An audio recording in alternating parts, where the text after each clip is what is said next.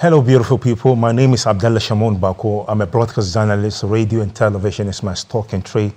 And I also run a small company known as Sheltooth Media, into media branding, publicity, and advertisement. And I do stuff like MC voiceover, and more. I'm more like a jack of all trades.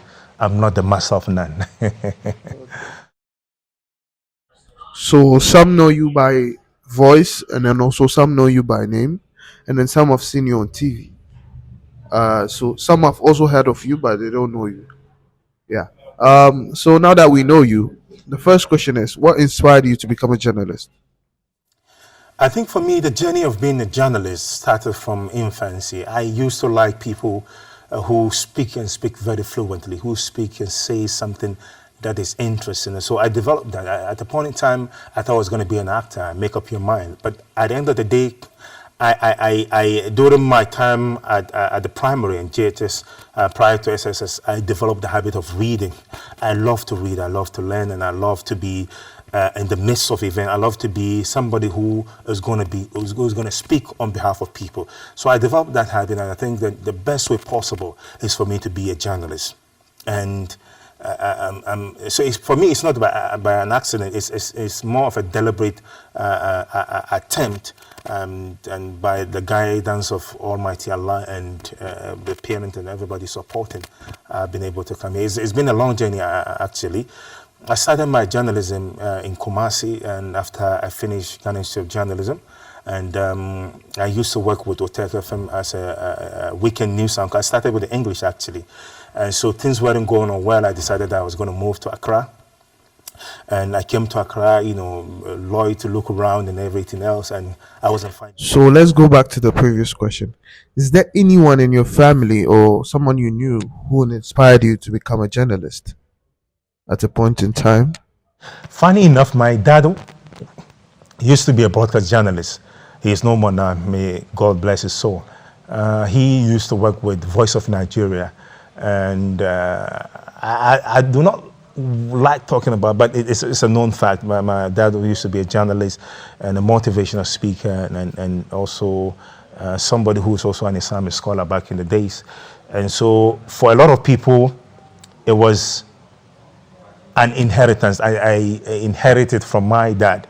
And moreover, I look like my dad. I mean, everybody who knows my dad, I resemble everything that has to do with my dad. So basically, I think that it is more of an inclination, it's an instinct, it's a genes that runs through me that God has also ordained that I was going to be a journalist. And then so due to that, it generated into something bigger, and for me to have learned and to be able to get to this point, all we can say is, so basically it has to do with the fact that my dad used to be a journalist, and then gradually I also fell in love with the job, and I took that channel, and this is what I have become.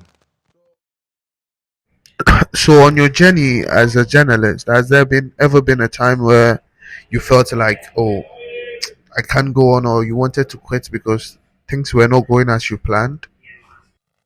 Definitely, there were challenges, because I remember when I came to Accra seeking greener pastures and thinking that I was going to do this big time. Things weren't working that way, so I ended up, working with the institution. I remember I used to work with Razak Turi. I mean, he owns a TV station now. As a personal assistant, I was thinking I was going to be a communication director, a salesperson, because I found myself directly and indirectly leaning onto or going into that lane. And so at a point in time, I even lost interest, because remember, I have looked for a lot of media jobs. I wasn't getting any, and there was nothing for me. So I was like, let me just do everything or anything to survive, and make something up and get something for myself and the family and everybody else around me. So, and I think I stumbled.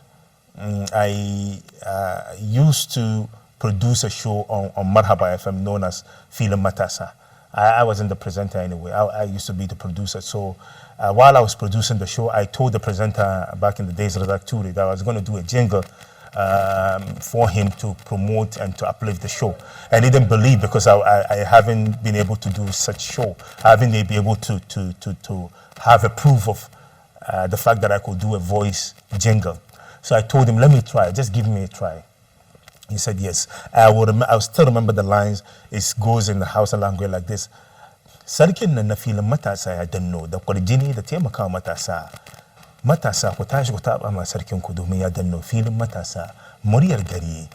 And it was that short, but it resonates. It rings a lot of bells to the earrings, and then people appreciate, and I appreciate everything that I did back in the days. And the voice becomes synonymous to the show, and everybody was liking the jingle, and they were asking, who did this jingle, including the owner of Marhaba from back in the days.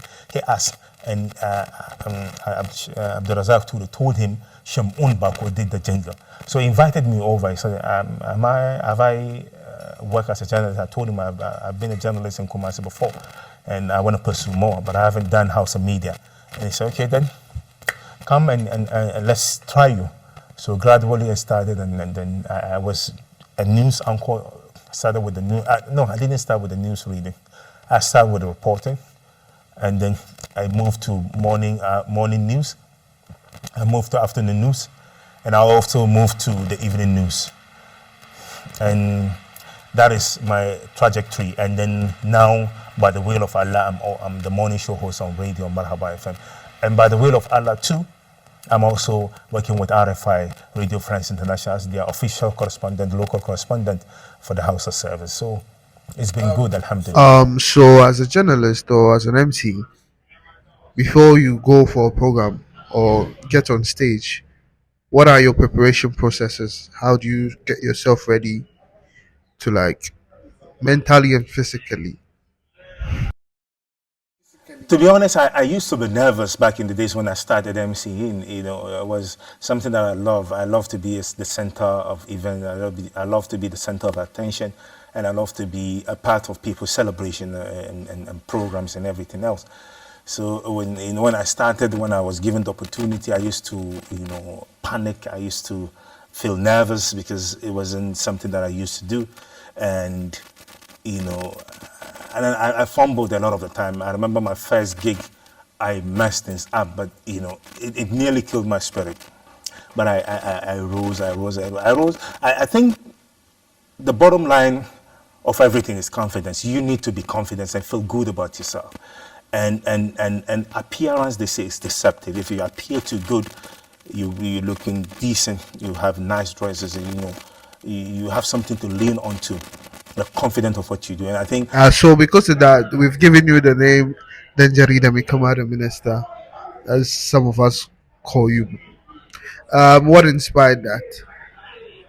Definitely. I think I picked it up because I remember some time ago I went to a certain event. We're all journalists, actually. I was in my suit and tie, and I was all dressed and I'm looking all nice with a nice watch on and everything. So when I came to the event, the organizers actually took me somewhere and gave me a seat. And the rest of my 3 or 4 friends, they were left standing. And I told the organizer, these are my friends. And you are the one, you look good. They're dressing sharply. We can't allow them to sit with you. And so for me, I think I've been able to learn a lot and to be able to understand how the system and the world works. For you to be able to fit in, you need to give people reasons to allow you to fit in. And we are in a materialistic world, whether you like it or yes, that how you appear is how people are going to treat you. And so for me, I understood that, so I invest in what I look, how I look, and by so doing, what I get from people. And so I think for me, it has helped me. You can count the number of gifts I could get every other day. The Muslim community, the Zongo community, most of the event that comes in, if I don't get 2 out of 5, then it's not even an event that you, especially within the Greater Accra region. So I'm thankful that I've been able. And number 2 is also my humility. I'm not saying this to be bragging, but it's something we all have to learn. When you're humble and when you are relevant, when you're available, people will get to you.